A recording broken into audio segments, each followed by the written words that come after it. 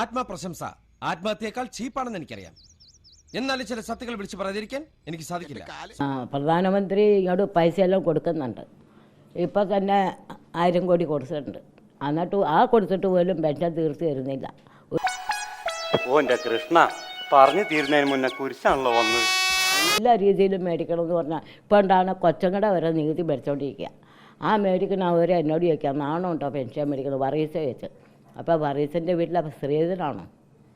അതെയോ? ചോദിച്ചത് കേട്ടില്ലേ? അങ്ങനെ ചോദിക്കേ ശിവാനന്ദ ഇവിടെ കുത്തിരിക്കാൻ പറഞ്ഞുതരാം.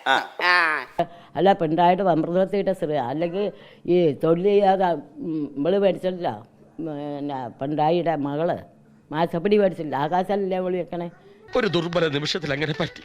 വേണേ ആരും കേൾക്കാതെ 2 പുളിച്ച തെറി വിളിച്ചോ, അല്ലേ മറ്റാരും കാണാതെ കർണക്കുറ്റിക്ക് 2 ചളുക്ക് വിട്ടോ.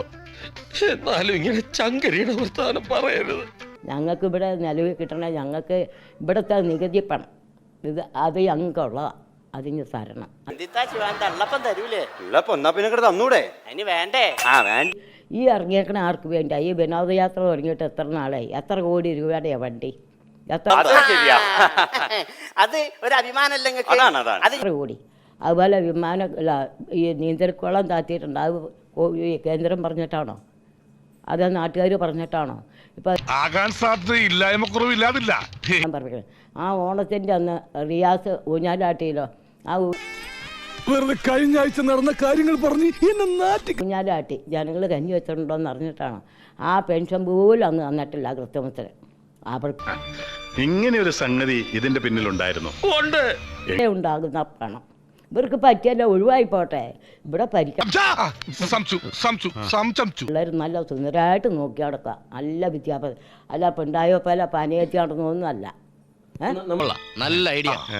എന്റെ സമനില തെറ്റിയിരിക്കുക. ദേഷ്യം വന്ന് ഞാൻ എന്തൊക്കെ പറയുന്നു എനിക്ക് തന്നെ അറിയില്ല. പിന്നെ കേന്ദ്ര കോൺഗ്രസ് അത് പിണ്ടായി അല്ല. പിണ്ടായിയുടെ അച്ഛനാണോ എനിക്ക് പേരിട്ടാ മറിയക്കുട്ടിയെന്ന്? അല്ലല്ലോ. എന്റെ ഈ അന്നസത്യം ഞാനങ്ങനെ ചെയ്തിട്ടില്ല.